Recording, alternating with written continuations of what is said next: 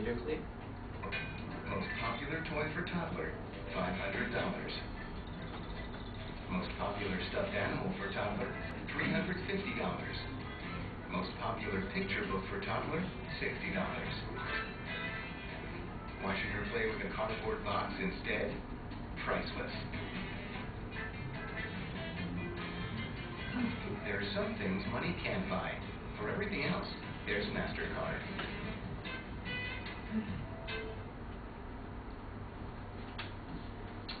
Okay, that commercial sounds familiar to you guys. I see that on TV very often, and I hear that on radio very often. I like the keyword they're saying. Everything else, there's a MasterCard. Okay. How many of you guys have credit card here? Raise your hand if you do. Wow, that's not much than I expected. Okay.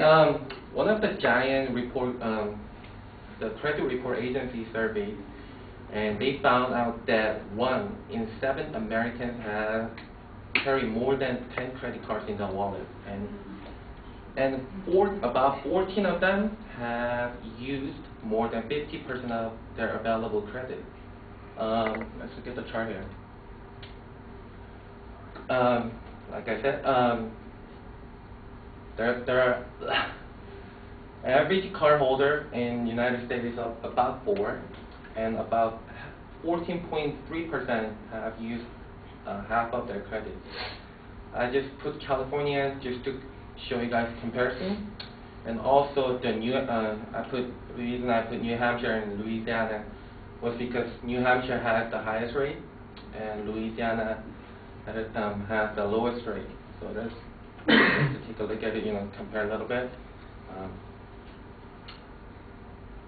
Okay, what are some reasons people use credit cards so much and carry them instead of carrying cash? Basically, there's 2 reasons. First of all, is convenience. It's very easy to carry in your wallet rather than carrying $10,000 in your wallet. And second, it has very fast access to cash. So whenever you don't have money, remember the code there, MasterCard. Okay, then who uses the credit card? People who have a lot of money, or people who don't have money. Okay, let's think about this way. Like, you want to buy this brand new computer, okay? But imagine you have $20 in your checking account. How are you going to afford it? Like, imagine you have this MasterCard in your wallet. So for everything else, there's a MasterCard, right? What are the chances of you buying the laptop computer probably next day if you have $20,000 credit card? But if you have like $20,000 in your checking account, will you use a credit card or cash? Most likely, people will buy with the cash because they don't want to go through all these payment stuff. So think about this: when you use credit card, is it your money or are you basically borrowing someone else's money? Because a lot of people get confused.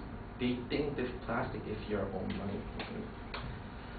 Federal Reserve statistics show that 1 household in 14 carries more than $10,000 credit card debt, and 1 household in 50 carry more than $20,000 credit card debt. So why is it so dangerous to use a credit card? The study shows that people tend to spend more freely when you use a credit card instead of a cash. And the reason why they spend more freely because they know the minimum payment is going to be so low. The minimum payments are so low, so people don't even realize that they're not making any progress on paying down the principals. And since they're not forced to make a full payment within like a few months or so, it is very easy for them to deny the balances are a problem. So let's take a look at this. Let's say you have $1,000 balance and you have a 10% APR. If you were to make a minimum payment, it's going to take you about 94 months, and you'll end up paying $428.94 as interest. And if you are paying $40 a month, then you'll probably pay off in 29 months, and you're gonna end up paying $126.03, and so on. But think of this way: I told you 1 in 50 households carries more than $20,000 credit card debt, right? We're people, we make mistakes. Sometimes we forget something, right? Let's say this month you are so busy working, and you totally forgot about this the credit card statement. So you're late. Then what is going to happen? Instead of 10% APR, the credit card company will increase your interest rate dramatically. The maximum of 29.99%. That's almost 30%, right? So let's say you have $20,000 debt, and with a 30% APR. Then you want to know how long it's gonna take you to make a payout. How long it's gonna take you to pay off if you are going to make a minimum payment, and how much interest you are going to pay. Let's look at the next chart. Let's say you have $20,000 with 30% APR. It's gonna take you 434 months. That's about 36 years and 2 months. Okay, and you're gonna end up paying $49,254.96. That's more than twice of what you owed. So, what can we do to prevent this to be happening? Some of the solutions, we need to get real credit education. I know a lot of people have basic idea and knowledge about this credit card, but we're not fully prepared. Second, use cash more often. I know it's kind of hard to carry a lot of money in your pocket, and I know there's cash, you're gonna lose your wallet, and you're gonna lose all the money. So that's why people tend to use more credit card. But it is better to use the cash out more often, and don't carry a debt month to month. Which means if you use a credit card, try to pay it off in the next month, because the more balance you have, more interest you are going to pay. And if possible, do not make more than one credit card. Thank you.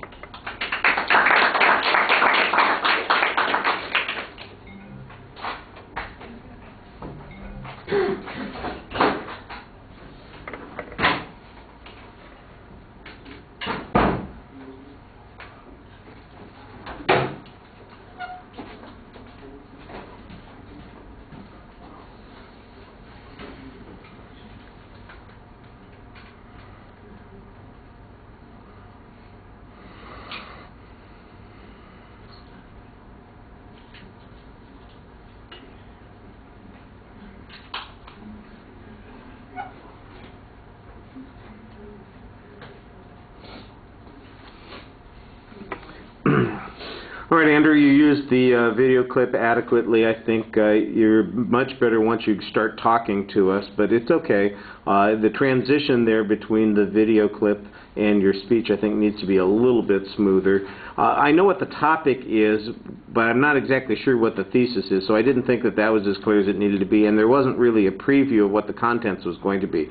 On the other hand, the content is well organized internally, and you do a good job about citing information, which I appreciated very much. On the presentation factors, I think you need to move I know you're in part limited because you've got the screen there, but you are kind of talking from the side of the room, and that just feels a bit awkward. Because you have the whole screen on the whole time, and you're using a lot of slides, I think that forces you to the side, and I think you'd be better off if you step forward and center a little bit more. I thought that you were pretty animated while you were speaking. Your facial expressions work well. You had very solid eye contact. Once in a while you would turn and start addressing the visuals that you had, but that was not frequent. It happened a couple of times. And you were not overly dependent on your notes. You really did try to talk to the audience. I thought your voice projected well. I think you've got good variety in your voice. You had a couple of good gestures while you were speaking. I didn't see any obvious signs of anxiety. I think your exit line needs to be planned a little bit more. So I thought the mechanics on the organization stuff was actually a little bit weaker this time, but the presentation stuff is very solid. All right, thank you.